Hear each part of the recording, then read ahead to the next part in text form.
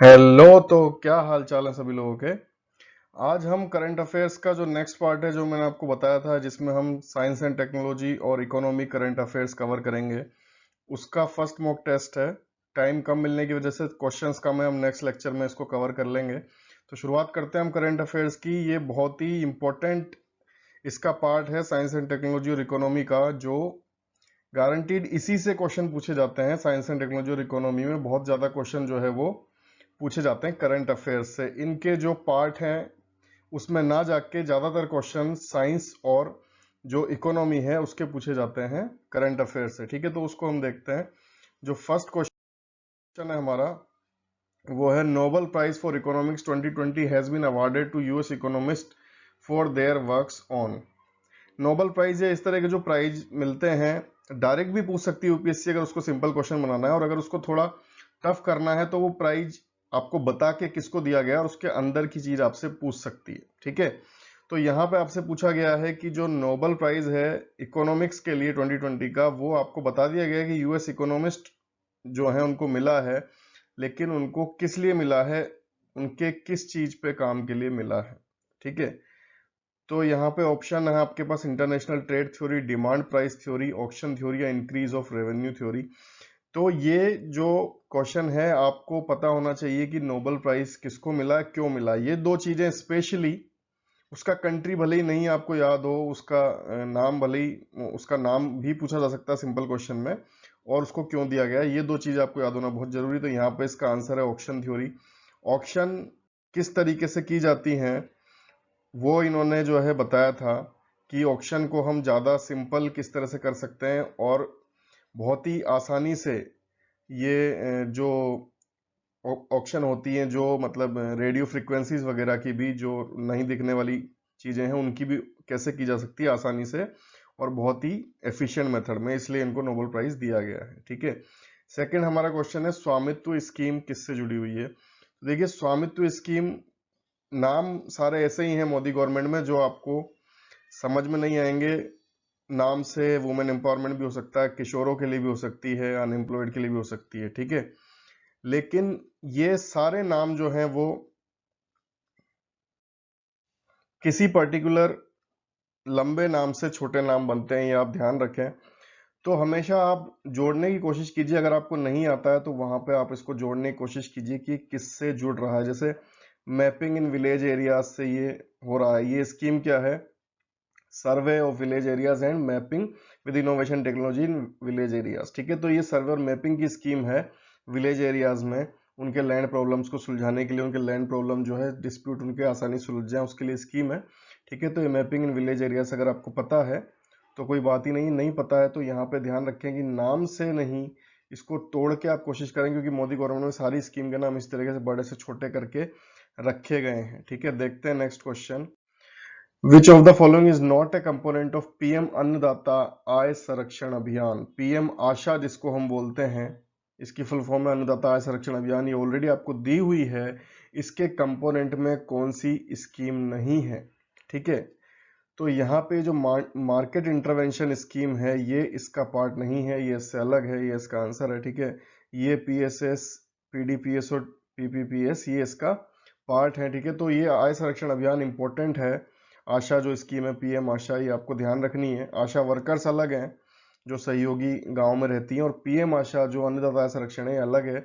इसका आपको विशेष ध्यान रखना है, और इसमें इसके क्या कंपोनेंट है इसको अच्छी तरीके से याद करना है, इसलिए मैंने उसको इंक्लूड किया है यहाँ पे। इसका आंसर एमआई से, पर आपको पूरे इसके कंपोनेंट और इस जो स्कीम है इसकी डीप स्टडी करनी है। ठीक है, देखते हैं next question. World's biggest hybrid renewable energy park is going to set up in. तो ये हाइब्रिड रिन्यूएबल एनर्जी, इसका मतलब क्या है पहले देख लेते हैं। इसका मतलब है हाइब्रिड में एक से ज्यादा अगर रिन्यूएबल एनर्जी को आप मिक्स करोगे, एक से ज्यादा जो रिन्यूएबल एनर्जी उसका हम लेंगे, फायदा उठाएंगे। ठीक है, जैसे एक ही जगह पे हवा भी है और सौर ऊर्जा भी है, विंड एनर्जी भी है और सोलर लाइट भी है, दोनों का हम एक साथ ले पा रहे हैं, तो उसको हम हाइब्रिड रिन्यूएबल एनर्जी पार्क बोलेंगे। ठीक है, या फिर बायोफ्यूल सेल है, कोई भी एक से ज्यादा रिन्यूएबल एनर्जी जहां एक साथ इंगेज हो रही है उसको हम हाइब्रिड रिन्यूएबल एनर्जी बोलेंगे। और ऐसे पार्क, तो पार्क में जो खुली जगह पे क्या मिल सकता है हमें?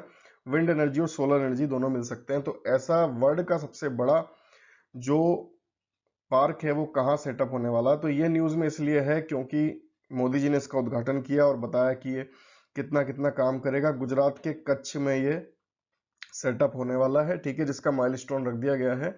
और ये कुछ जो छोटे देश हैं जैसे सिंगापुर वगैरह, उनसे भी बड़ा है। सिंगापुर, बहरान, उनके एरिया से बड़ा ये बहुत बड़ा प्रोजेक्ट है, इसलिए world's biggest hybrid renewable energy park है। और इसका अभी शिलान्यास किया गया है, इसलिए बहुत इंपॉर्टेंट है, ठीक है। कच्छ में इसका रखा गया है। इसके बाद हम देखते हैं initiative by department of biotechnology named Manav, ठीक है। तो डिपार्टमेंट ऑफ बायोटेक्नोलॉजी भी आपको बता दिया गया है और इसका नाम भी आपको बता दिया गया है मानव। आपसे पूछा गया है कि एसोसिएटेड विद किससे जुड़ा हुआ है, करता क्या है, ठीक है। डिपार्टमेंट ऑफ बायोटेक्नोलॉजी ने जो मानव इनिशिएटिव किया है वो किससे जुड़ा हुआ है। तो ये हमेशा ध्यान रखिए, हमेशा कोविड-19 आपके ऑप्शन में रहेगा, क्योंकि कोविड-19 जो है वो पूरे साल चर्चित रहा है। तो इसलिए कोविड-19 आपके ऑप्शंस में जरूर आपको मिलेगा। सही हो भी सकता, नहीं भी हो सकता, लेकिन आपको देखना है कि ये इसकी भी आपको डीप स्टडी रखनी है कि इससे क्या आता है और इससे क्या नहीं आता है। मानव इससे रिलेटेड नहीं है, ये आपको तभी पता होगा जब आपको कोविड के बारे में सारी इंफॉर्मेशन होगी, ठीक है, और मानव के बारे में भी होगी।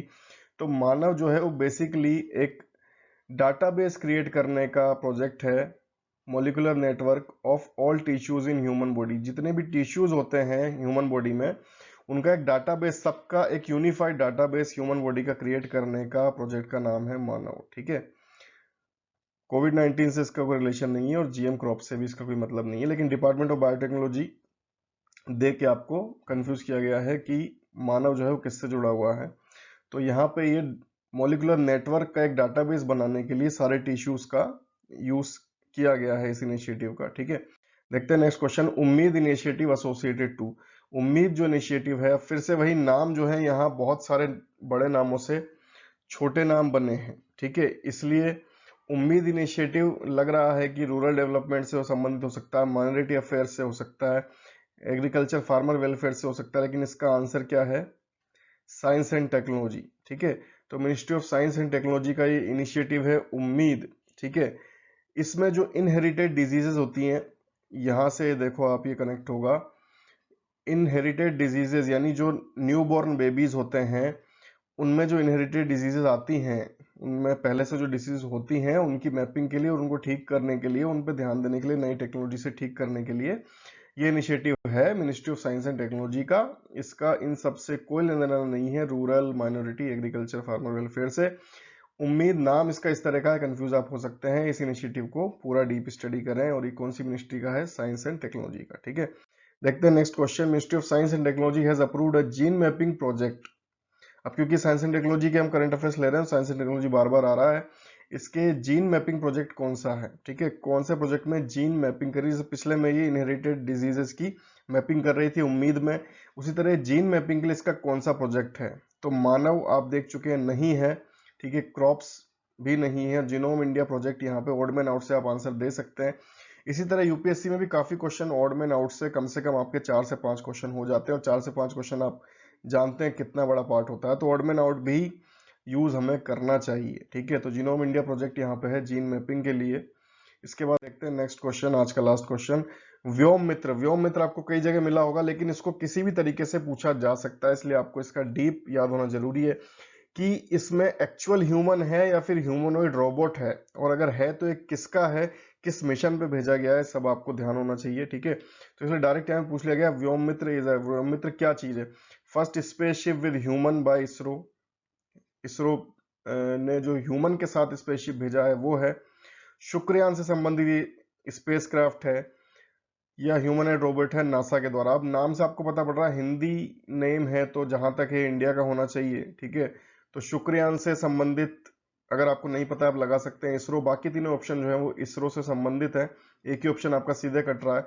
तो ये आपको पता होना चाहिए, ये एक्चुअल ह्यूमन नहीं है, इसमें क्या है, फीमेल की तरह दिखने वाला एक स्पेस फेरिंग ह्यूमनॉइड रोबोट वहां पे बिठाया जाएगा, जिसमें ह्यूमन की जैसी चीजें होंगी, लेकिन वो ह्यूमनॉइड रोबोट है, ह्यूमन नहीं है, ठीक है। तो ये व्योम मित्र जो है इसरो के द्वारा जो है स्कीम है, मतलब इसरो ने इसको व्योम मित्र को भेजने का अब चल रहा है, ठीक है। तो ये हमारे क्वेश्चंस थे आज के, और क्वेश्चंस आज 10 भी नहीं है, 8 ही हैं, टाइम कम मिलने की वजह से इसको हम नेक्स्ट में कवर कर लेंगे। और जितनी भी इसमें चीजें आई हैं फिर से मैं आपसे बोलूंगा कि आपको संतुष्ट नहीं हो जाना है कि अगर आपको आंसर मिल जाता है, आपके पूरे भी आ जाते हैं, आपको संतुष्ट नहीं होना है। जितने भी ऑप्शन है और जितनी भी स्कीम्स इसमें है या फिर साइंस एंड टेक्नोलॉजी से रिलेटेड कुछ भी है, उम्मीद है, मानव है, व्योम मित्र है, जो भी आपको मिलता है उसकी आपको डीप स्टडी करनी है। ठीक है, थैंक्स, बाय बाय, जय हिंद, गुड बाय।